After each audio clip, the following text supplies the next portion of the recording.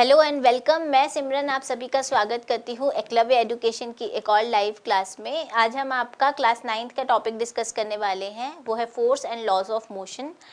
तो जो चैप्टर है वो आपका बहुत ही सिंपल है, बट बहुत बच्चों को इसमें प्रॉब्लम होती है, स्पेशली न्यूमेरिकल पार्ट्स में। तो आज तो हम थ्योरी ले रहे हैं, बट विल ट्राई कि एक बार आपको थ्योरी क्लियर हो जाए तो फिर हम इसके न्यूमेरिकल्स भी आपके सामने सॉल्व करें। सो सबसे पहले फोर्स है क्या।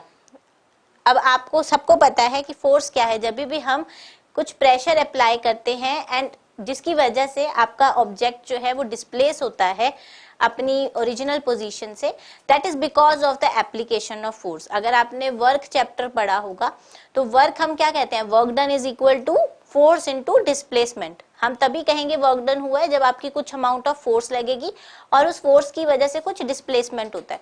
तो फोर्स क्या है, फोर्स आपका वो फैक्टर है जिसकी वजह से आपके किसी भी ऑब्जेक्ट की वेलोसिटी में चेंज आता है।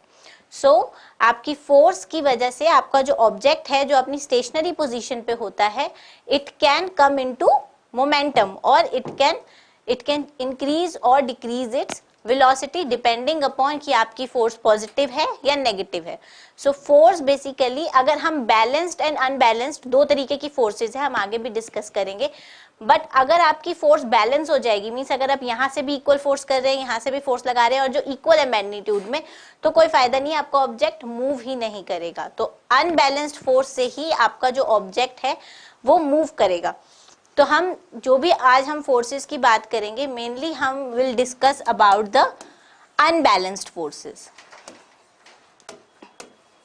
बिकॉज अनबैलेंस्ड फोर्सेस में क्या है, देखिए अगर मान लीजिए आपका ये टेबल है जिसपे एक ऑब्जेक्ट रखा है, अगर आप यहाँ से मान लीजिए F1 फोर्स लगा रहे हैं और इसके अपोजिट डायरेक्शन से भी आप F1 फोर्स ही लगा रहे हैं और ये फोर्सेस इक्वल है मैग्नीट्यूड में, तो क्या आपका ऑब्जेक्ट मूव करेगा? No, the object won't move, क्योंकि आपके ऑब्जेक्ट की मूवमेंट के लिए ये बहुत जरूरी है कि आप अनबैलेंस्ड फोर्स अप्लाई करें। ये जो मैंने आपको एग्जांपल दिया ये है आपका बैलेंस्ड फोर्स का। तो जब भी आप बैलेंस्ड फोर्स अप्लाई करेंगे आपका ऑब्जेक्ट जो है वो मूव नहीं करेगा। तो आप आज हम जो भी डिस्कस करेंगे वो हम अनबैलेंस्ड फोर्सेस करेंगे, जिसके अंदर अगर आप मान लीजिए F1 अगर ग्रेटर है F2 से, तो आपका जो ऑब्जेक्ट है it will move towards right.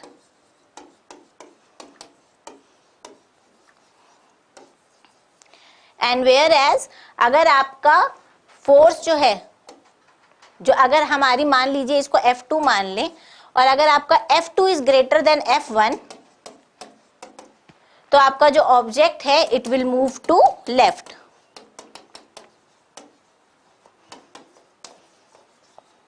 तो कहने का मतलब ये है कि आपके ऑब्जेक्ट जो है वो तभी मूव करेगा, उसकी वेलोसिटी में तभी चेंज आएगा अगर आप उसे अनबैलेंस्ड फोर्स करें।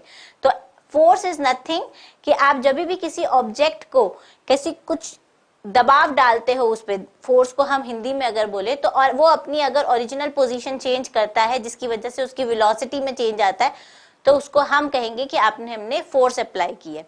और कोई भी वर्क डन की जब हम बात करते हैं तो वर्क डन जो है वो डायरेक्टली प्रोपोर्शनल है आपके फोर्स के।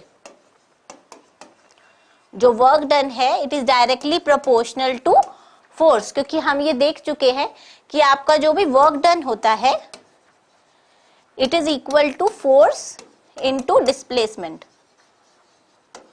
जब भी आप कुछ अमाउंट ऑफ फोर्स अप्लाई कर रहे हैं जिसकी वजह से आपके मान लीजिए कुछ भी डिस्प्लेसमेंट आ रही है ऑब्जेक्ट में, तब हम कहेंगे कि आपकी वर्क डन हो रहा है। अगर आप मान लीजिए आप फोर्स तो अप्लाई कर रहे हैं लेकिन ऑब्जेक्ट मूव नहीं कर रहा है, तब वर्क डन नहीं होगा, लेकिन फोर्स तभी भी होगी। मान लीजिए अगर एक बहुत हैवी ऑब्जेक्ट है, अगर छोटा बच्चा उसको हिलाने की कोशिश कर रहा है, वो अपनी तरफ से फोर्स तो पूरी अप्लाई कर रहा है, उस कंडीशन में फोर्स जरूर लग रही है लेकिन ऑब्जेक्ट मूव नहीं कर रहा है। तो ऐसी सिचुएशंस भी होती हैं जहां पे फोर्स की एप्लीकेशन हो रही है लेकिन ऑब्जेक्ट में मूवमेंट नहीं आ रही है, तो उस केसेस में फोर्स तो होती है लेकिन वर्क डन नहीं होता। सो ये तो था कुछ बेसिक हमने कॉन्सेप्ट देखा कि फोर्स है क्या। नाउ हम आगे बढ़ते हैं। Now force and the laws of motion. तो जो लॉज ऑफ मोशन है उनको हम न्यूटन लॉज ऑफ मोशन भी कहते हैं। Newton laws of motion. Now Newton जो है, बहुत लोगों को पता भी होगा, जो न्यूटन है he discovered about the gravitation का कॉन्सेप्ट न्यूटन ने ही डिस्कवर किया था। ही वॉज द फर्स्ट वन जिसने आपका देखा था कि जो भी एप्पल गिरता है वो आपका हमेशा नीचे की तरफ ही गिरता है because of the gravitational force. उस कंडीशन में आपकी कौन सी फोर्स एक्ट कर रही है? Gravitational force. जो ग्रेविटी है that also exerts the force, जिसके इन्फ्लुएंस में आपका जो ऑब्जेक्ट है वो आपका towards the centre of the earth attract होता है और वो नीचे गिरता है। तो he was the first one to discover about the, he led the concept of gravitation. Now Newton के नाम पे ही आपके लॉज ऑफ मोशन बने हैं, जिसको हम आपके न्यूटन लॉ ऑफ मोशन भी कहते हैं। सो आपके अगर हम फोर्स की बात करें तो आपके थ्री तरीके के, there are three types of laws of motion. So हम there are three types of laws of motion. तो सबसे पहला जो लॉ ऑफ मोशन है जिसको हम लॉ ऑफ इनर्शिया भी बोलते हैं, हम इनके बारे में वन बाय वन डिस्कस करेंगे, बट अभी सिर्फ हम इसको सिर्फ एक ब्रीफ कर रही हूँ कि आपके बेसिकली लॉज ऑफ मोशन है कितने तरीके के और उनको हम किस नाम से जानते हैं। सो लॉ ऑफ इनर्शिया आपका फर्स्ट लॉ ऑफ मोशन है। सेकेंड लॉ ऑफ मोशन आपका ये कहता है कि आपका जो भी चेंज इन मोमेंटम आता है that is directly proportional to your force applied. So change in momentum, second law of motion ये कहता है कि जो भी आपका चेंज इन मोमेंटम है वो आपका डायरेक्टली प्रोपोर्शनल होता है टू द फोर्स अप्लाइड। और आपका थर्ड लॉ ऑफ मोशन ये कहता है for every action there is an equal and opposite reaction.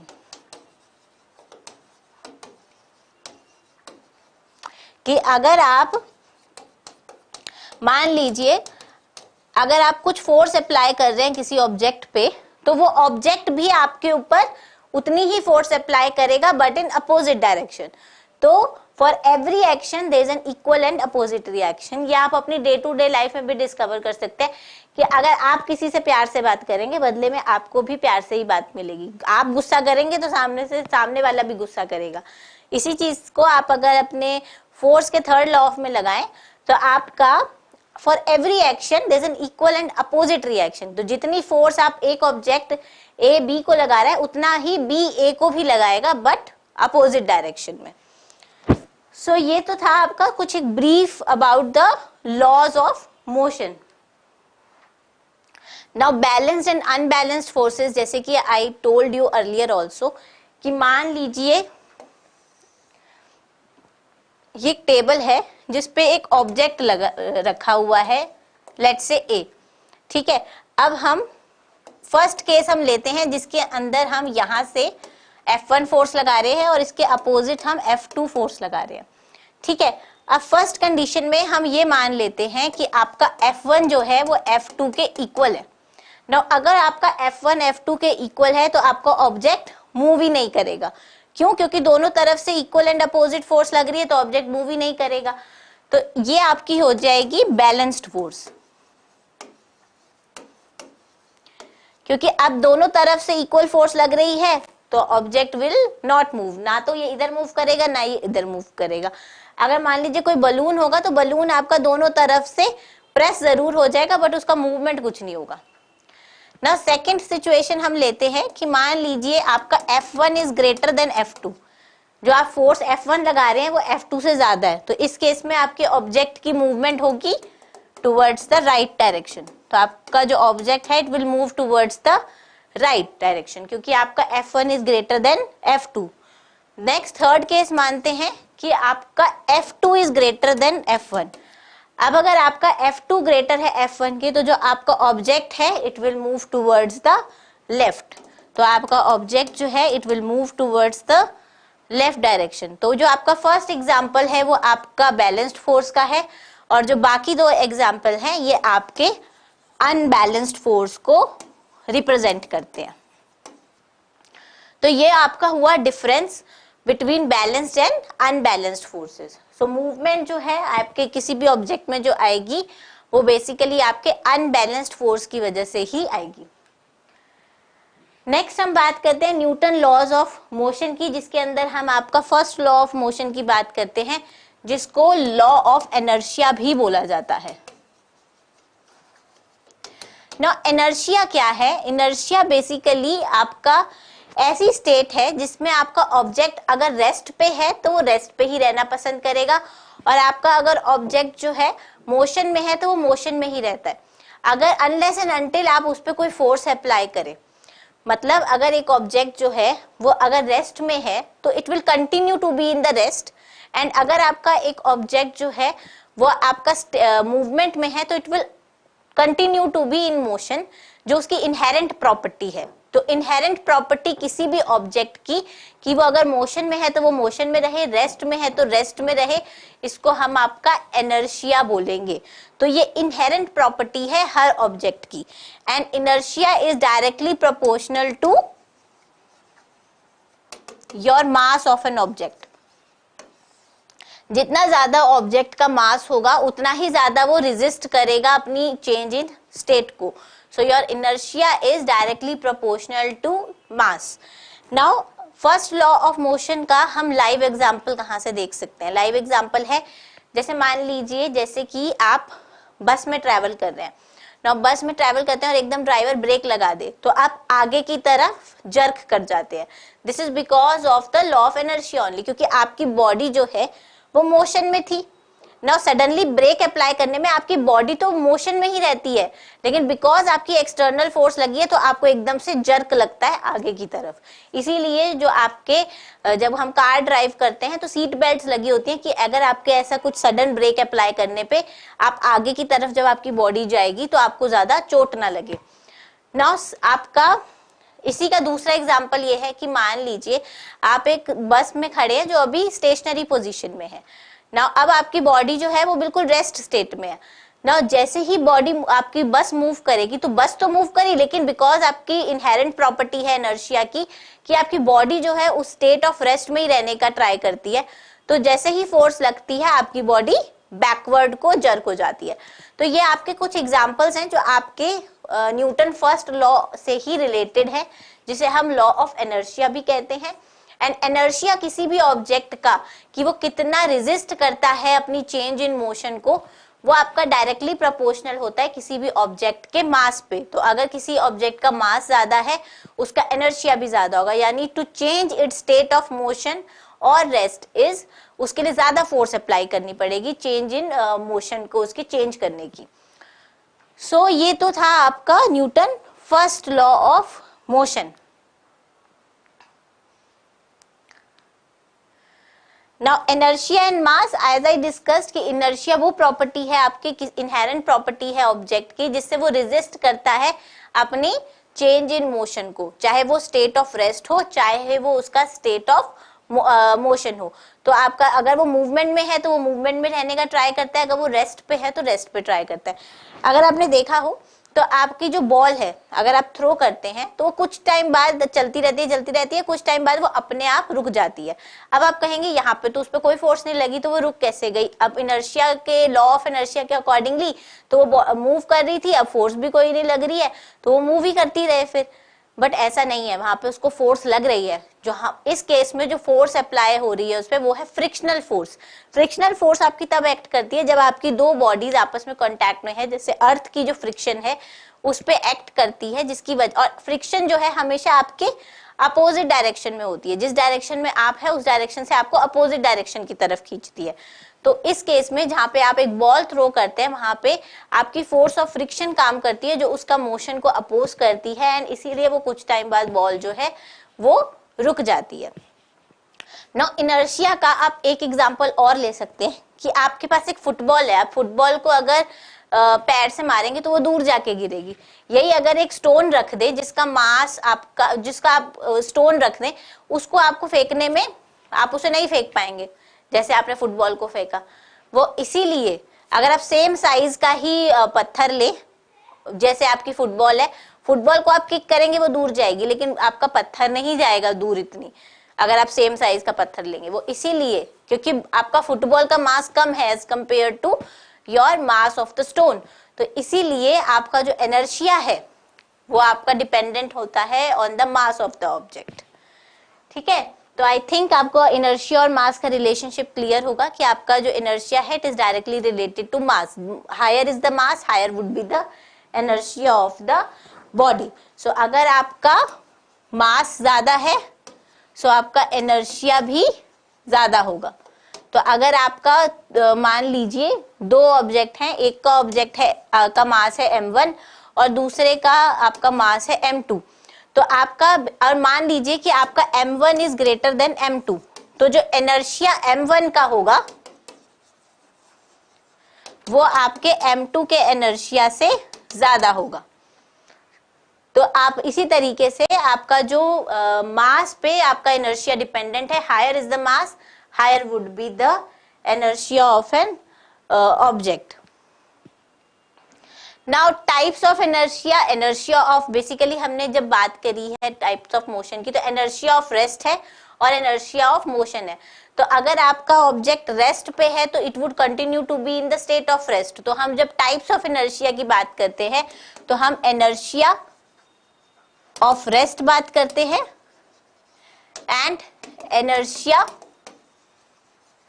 Of motion बात करते हैं। इनर्शिया ऑफ रेस्ट मींस जब आपका बॉडी रेस्ट पे है और वो रेस्ट पे ही रहने का ट्राई करती है, and inertia of motion means जब आपको बॉडी आपकी मोशन में है तो वो आपकी मोशन में ही रहने का ट्राई करती है। And inertia is that property जिसपे कोई भी ऑब्जेक्ट जो है अगर मूविंग है तो वो अपना मूवमेंट स्टेट रिटेन करने की कोशिश करता है, और ये एक हर ऑब्जेक्ट की इनहेरेंट प्रॉपर्टी होती है। ठीक है, और जितना ज्यादा मास होगा उतना ही ज्यादा आपके बॉडी का इनर्शिया भी होगा। नेक्स्ट हम आते हैं अपने सेकंड लॉ ऑफ मोशन। आपका उसके बाद आपका आता है मोमेंटम। मोमेंटम बेसिकली अगर हम इसको मैथमेटिकली मोमेंटम को रिप्रेजेंट करें तो मोमेंटम को हम आपके P से डिनोट करते हैं, इसका सिंबल जो है, and it is equal to mass into velocity. ठीक है, तो आपके मास इनटू वेलोसिटी पे आपका मोमेंटम जो है डिपेंड करता है। यहाँ पे जो P है it basically represents the momentum. तो अब आपके मास की यूनिट क्या होती है, बेसिकली हम इसको ग्राम या किलोग्राम में करते हैं, स्टैंडर्ड यूनिट किलोग्राम है, and velocity is metre per second. तो kg मीटर पर सेकेंड जो है आपकी यूनिट हो जाती है मोमेंटम की। तो kg metre per second is the unit for your momentum. तो बेसिकली मोमेंटम का मतलब है कि जब भी आप फोर्स अप्लाई करते हैं किसी भी ऑब्जेक्ट में तो उसका इट एक्वायर्स सम वेलोसिटी। तो कोई भी object which is acquiring the velocity तो आप उसके ऑब्जेक्ट के मास के साथ जब उसको मल्टीप्लाई करेंगे तो वो आपको मोमेंटम देगा। सो अब आपका मोमेंटम जो है जैसे it will directly depend upon the force. जितना ज्यादा फोर्स अप्लाई करेंगे उतना ही ज्यादा मोमेंटम में चेंज आता है। ये आपका सेकंड लॉ ऑफ मोशन है जो कि हम इससे नेक्स्ट में डिस्कस करने वाले हैं। बट अभी आपको ये चीज याद रखनी है कि जो मोमेंटम है it is basically equal to mass into velocity, और इसकी जो SI यूनिट है it is kg metre per second. Now अब हम आते हैं आपके न्यूटन के सेकेंड लॉ ऑफ मोशन पे। तो सेकेंड लॉ ऑफ मोशन ये कहता है कि जो आपका फोर्स है, जो आपका मोमेंटम है, जो चेंज इन मोमेंटम है it is directly proportional to your force. तो rate of change of momentum, second law of motion क्या कहता है कि rate of change of momentum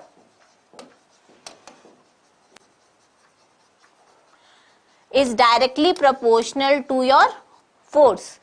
तो आपका rate of change of momentum जो है फोर्स के प्रोपोर्शनल होता है, आपकी कितनी फोर्स आप अप्लाई कर रहे हैं। तो इसका हम मैथमेटिकल रिप्रेजेंटेशन देखते हैं कि हम इसी चीज को हम मैथमेटिकली कैसे रिप्रेजेंट कर सकते हैं। तो अब हम मानते हैं, मान लीजिए एक ऑब्जेक्ट है जिसका मास है m, ठीक है, और इसकी इनिशियल वेलोसिटी है u1।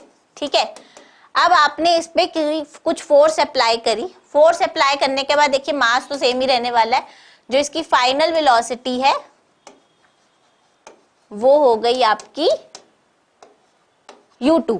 ठीक है, अब आपके कोई ऑब्जेक्ट है जिसकी इनिशियल वेलोसिटी u1 है, फाइनल वेलोसिटी u2 है। और हमने क्या कहा है कि नाउ अब इसके अंदर हम देखें तो इसका इनिशियल मोमेंटम हो गया mu1 और फाइनल मोमेंटम हो गया mu2। तो सेकेंड लॉ ऑफ मोशन के अकॉर्डिंगली जो फोर्स है दैट इज इक्वल टू, जो फोर्स है it is equal to the rate of change of momentum. तो जो भी rate of change of momentum है it is directly proportional to your force. तो आपका rate of change of momentum यहाँ पे हो जाएगा basically mu2 minus mu1 upon में t। तो आपका mu2 माइनस mu1 जो है बेसिकली चेंज इन मोमेंटम है।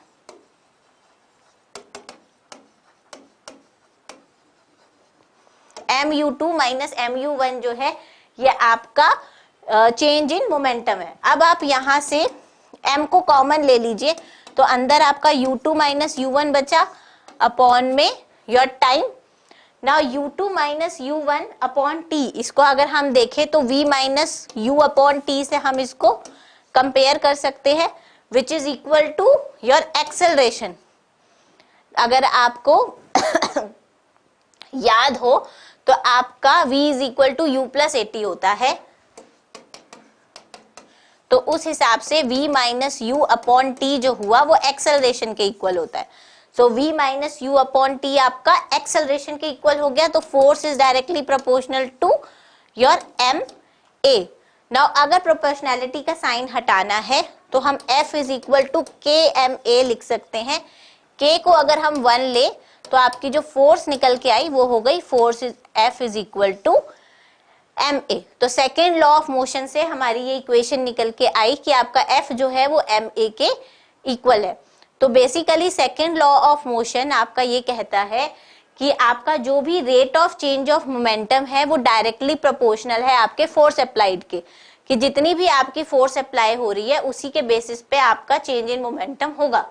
सो अगर हम मान ले कि ऑब्जेक्ट की इनिशियल वेलोसिटी u1 थी और फोर्स अप्लाई होने के बाद वो u2 हो गई, तो आपका चेंज इन मोमेंटम हो गया mu2 minus mu1 and rate of change in momentum के लिए हम इसे डिवाइडेड बाय t कर देंगे।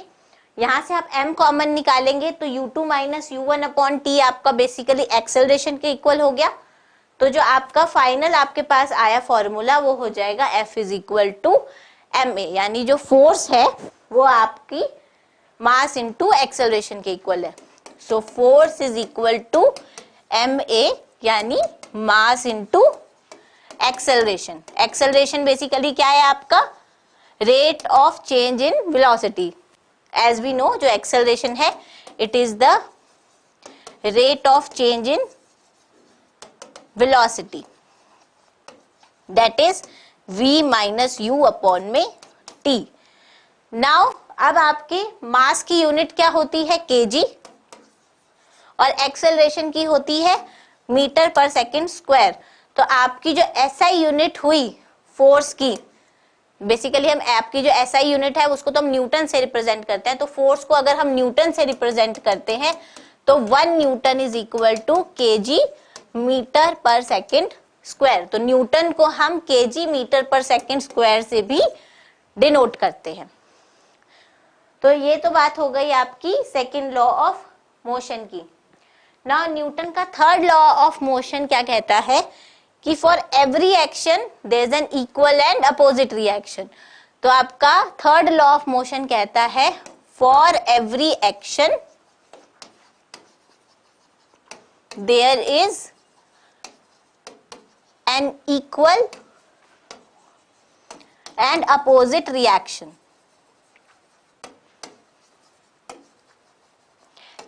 कहने का क्या मतलब है, इसको अगर मैं बहुत ही सिंपल एग्जांपल से आपको समझाऊं तो मान लीजिए कि आप किसी के एक चांटा लगाते हैं जोर से, तो अब जितनी फोर्स से आप उसको चांटा लगाएंगे उतनी ही फोर्स आपके हाथ पे भी लगेगी बट इन अपोजिट डायरेक्शन। तो ये जो है this is for every action there is an equal and opposite reaction, यानी जितनी फोर्स आप एक ऑब्जेक्ट ए बी पे लगाएगा उतनी ही फोर्स ऑब्जेक्ट बी ए पे भी लगाएगा लेकिन इन अपोजिट डायरेक्शन। तो आपका थर्ड लॉ ऑफ मोशन ये कहता है कि for every action there is an equal and opposite reaction. इसका ये तो मैंने बहुत ही एक फनी सा एग्जांपल दिया, लेकिन अगर आप इसका डे टू डे में देखें, आपने देखा होगा फायर करते हैं जब, तो जब आप फायर करते हैं बुलेट, तो जितनी स्पीड से आपकी, जितनी फोर्स से बुलेट निकलती है, उतनी ही स्पीड से आपकी जो गन है वो पीछे की तरफ रिकॉइल होती है। तो आपका जो जर्क है वो आपके शोल्डर पे आता है। तो जितनी फोर्स से बुलेट बाहर निकलेगी, उतनी ही फोर्स से आपकी जो गन है वो रिकॉइल होती है और उसका प्रेशर आपको अपने शोल्डर पे महसूस होता है। तो ये आपको एक्सप्लेन करता है the Newton third law of motion, जो बहुत ही सिंपल है। For every action there is an equal and opposite reaction. यानी अगर ऑब्जेक्ट ए बी पे कोई फोर्स लगा रहा है, तो ऑब्जेक्ट बी भी ए पे उतनी ही फोर्स लगाएगी, लेकिन इन अपोजिट डायरेक्शन।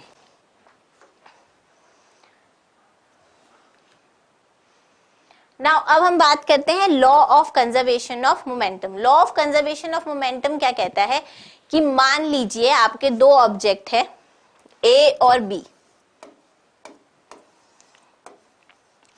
मान लीजिए ये they are moving with certain velocity, ठीक है। अब आपका ऑब्जेक्ट ए का मास है m1, ऑब्जेक्ट बी का मास है m2, और मान लीजिए किसी भी वेलोसिटी से ये मूव कर रहे हैं। इनिशियल वेलोसिटी ए की है आपकी u1, ठीक है, और ए का आपका मास है m1, बी का आपका मास है m2 और इसकी इनिशियल वेलोसिटी है u2, ठीक है। तो law of conservation of momentum, तो मोमेंटम आपका मास इनटू वेलोसिटी होता है। तो टोटल आपका जो मोमेंटम है जो इनका है वो हो गया m1 u1 plus m2 u2, क्योंकि ये इनका इनिशियल, इनका सम ऑफ मोमेंटम है इनिशियली। अब मान लीजिए इनकी कोलिजन होती है, दिस इज बिफोर कोलिजन, जब इनके बीच में टक्कर हुई है उससे पहले की सिचुएशन है, ठीक है। बिफोर कोलिजन जो है आपका m1 u1 और m2 u2 जो है इनका टोटल मोमेंटम है, दोनों ऑब्जेक्ट ए और बी का मिला के। नाउ अब क्या होता है, मान लीजिए ए और बी आपस में टकरा जाते हैं। अब इनके टकराने के बाद हम ये मान लेते हैं कि जो अब इनकी फाइनल वेलोसिटी है, जो ए जो आपका पहले इनिशियल वेलोसिटी u1 से ट्रेवल कर रहा था, अब उसकी जो वेलोसिटी है कोलिजन के बाद v1 हो गई है और b की आपकी हो गई है v2। तो अब जो कोलिजन के बाद जो इनका मोमेंटम है that is equal to m2, a का हो गया आपका m1 v1 और b का हो गया आपका m2 v2। तो आपका law of conservation of momentum क्या कहता है कि आपका जो सम ऑफ मोमेंटम है वो आपका सेम रहेगा before collision and after collision. यानी जो आपका मोमेंटम है वो कंजर्व रहेगा। बिफोर कोलिजन जितना भी सम ऑफ मोमेंटम था उतना ही आपका कोलिजन के बाद भी उतना ही मोमेंटम रहेगा, सम ऑफ मोमेंटम। यानी ए और बी का मिला के जितना भी मोमेंटम था कोलिजन से पहले, उतना ही मोमेंटम उनका कोलिजन के बाद भी रहेगा।